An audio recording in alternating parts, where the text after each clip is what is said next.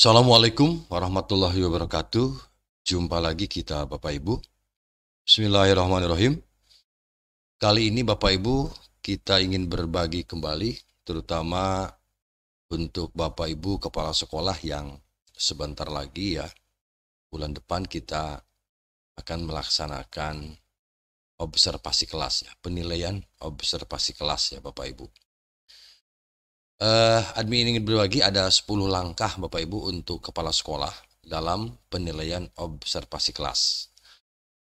Untuk itu silakan Bapak Ibu, jika memang ini berkenan untuk Bapak Ibu dan dibutuhkan, silahkan disimak sampai tuntas Bapak Ibu.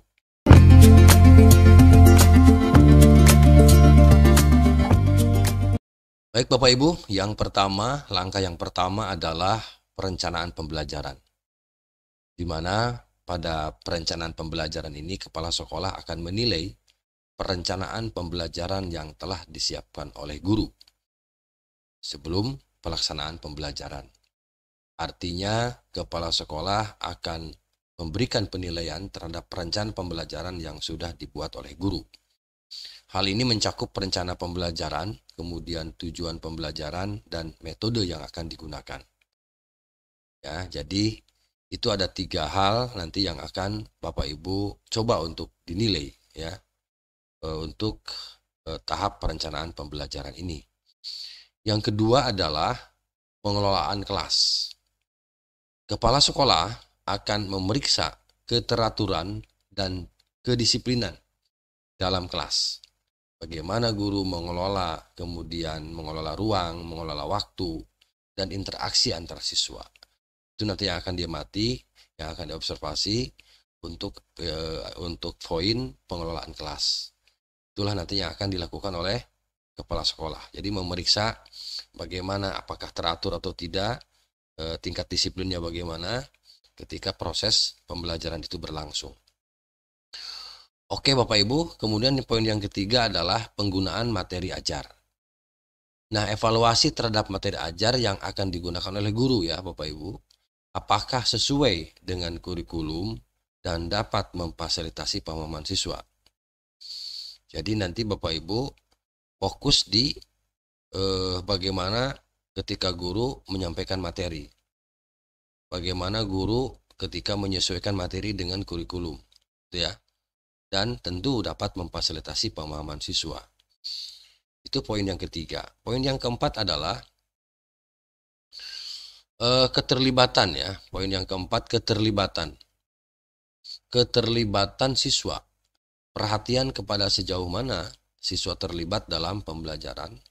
Kepala sekolah mungkin menilai apakah suasana kelas mendukung partisipasi aktif dan pemahaman siswa. Jadi sejauh mana guru siswa terlibat di dalam sebuah proses begitu pembelajaran, apakah guru mampu memunculkan, mampu memotivasi siswa agar siswa terlibat di dalam proses pembelajaran. Sehingga suasana kelas itu aktif.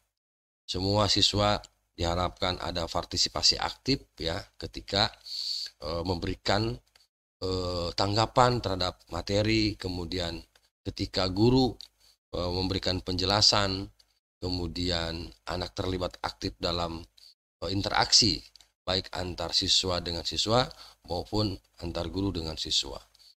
Terlibat aktif begitu ya. Nah, kemudian poin yang berikutnya adalah metode pembelajaran. Ini yang keenam. Yang kelima ya, metode pembelajaran. Penilaian terhadap metode pembelajaran yang digunakan oleh guru, termasuk apakah ada variasi ya di dalam pengajaran dan bagaimana guru memotivasi siswa. Metode apa yang tepat ya, atau metode apa yang digunakan, apakah tepat dengan materi yang diajarkan. Itu Bapak Ibu. Pemilihan materi dengan metode itu match apa tidak. Nah, sehingga inilah nanti yang akan menjadi bahan penilaian kepala sekolah terhadap guru. Oke, itu untuk yang kelima. Kemudian yang keenam adalah evaluasi dan umpan balik. Ya, menilai bagaimana guru memberikan umpan balik kepada siswa, sejauh mana guru mengukur pemahaman siswa, dan apakah ada tindak lanjut yang efektif. Itu Bapak Ibu. Jadi dalam hal ini kepala sekolah menilai bagaimana guru melakukan atau memberikan umpan balik terhadap siswa. Gitu Bapak Ibu. Jadi tentu ini untuk mengukur pemahaman siswa terhadap materi yang sudah diajarkan. Itu yang keenam. Kemudian yang ketujuh, Bapak Ibu, adaptasi terhadap kebutuhan siswa. Ya, ini fokus kepala sekolah nanti menilai ini. Adaptasi terhadap kebutuhan siswa. Kepala sekolah akan melihat sejauh mana guru dapat menyesuaikan pembelajaran dengan kebutuhan dan tingkat pemahaman siswa yang beragam. Itu Bapak Ibu. Jadi kepala sekolah nanti akan melihat sekali lagi bagaimana guru ini bisa menyesuaikan pembelajaran. Ya, menyesuaikan pembelajaran dengan kebutuhan dan tingkat pemahaman siswa yang beragam. Dengan karakteristik siswa yang bermacam-macam, kemudian dengan latar belakang pendidik yang bermacam-macam, dengan berbagai karakter dan sifat anak yang bermacam-macam, itu bagaimana guru bisa meramu, kemudian menyesuaikan dengan tujuan pembelajaran yang akan dicapai, gitu Bapak Ibu. Sehingga disitulah nanti akan dibutuhkan keahlian, keterampilan guru dalam mengemas sebuah pembelajaran dengan keanekaragaman karakter tadi menjadi atau fokus kepada tujuan yang ditujukan atau tujuan yang sudah ditetapkan oleh guru.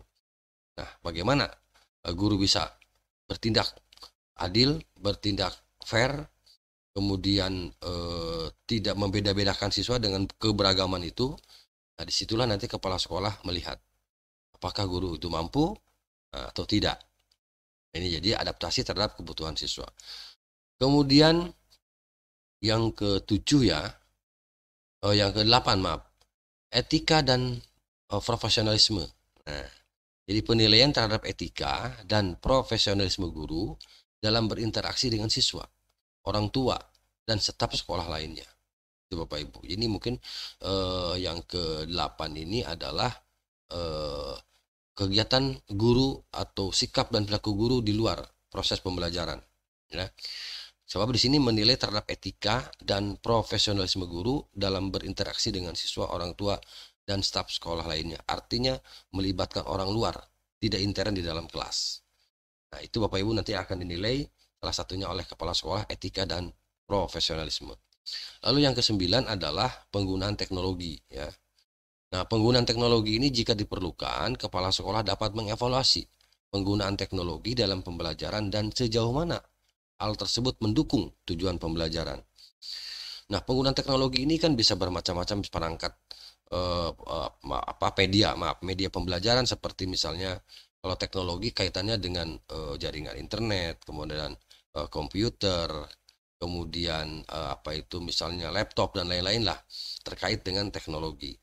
Jadi disinilah diperlukan kepala sekolah untuk mengevaluasi bagaimana penggunaan teknologi dalam pembelajaran, itu Bapak Ibu. Ya, jadi sekarang kan sudah mulai era digital. Nah, kemampuan guru perlu diukur sejauh mana pemanfaatan termasuk penggunaannya, itu Bapak Ibu. Dan yang terakhir adalah kemampuan mengelola konflik. Nah, kemampuan mengelola konflik. Bagaimana guru menangani konflik dalam kelas atau antar siswa. Tentu dengan sekian macam keberagaman guru dengan sekian macam keragaman siswa, baik karakter, bakat, minat, kemudian kebiasaan, perilaku dan lain-lainnya terhadap diri individu atau diri peserta didik itu, maka tentu bukan tidak mungkin terjadi gesekan, terjadi hal-hal yang mungkin di luar etika, di luar norma yang dilakukan oleh siswa. Maka seberapa besar guru mampu untuk mengelola konflik itu, ya, sehingga teredam, gitu Bapak Ibu. Nah, itu menjadi bahan perhatian kepala sekolah juga, ya, ketika misalnya guru mampu menyelesaikan masalah-masalah yang ada pada siswa, gitu Bapak Ibu. Nah, ke-10 ini tentu harus dipersiapkan, ya, oleh Bapak dan Ibu, karena di bulan depan kita sudah mulai melaksanakan observasi kelas, gitu ya. Nah, itu Bapak Ibu, mudah-mudahan informasi singkat apa yang harus disiapkan, 10 langkah untuk kepala sekolah yang harus dipersiapkan dalam penilaian observasi kelas. Demikian yang dapat admin sampaikan.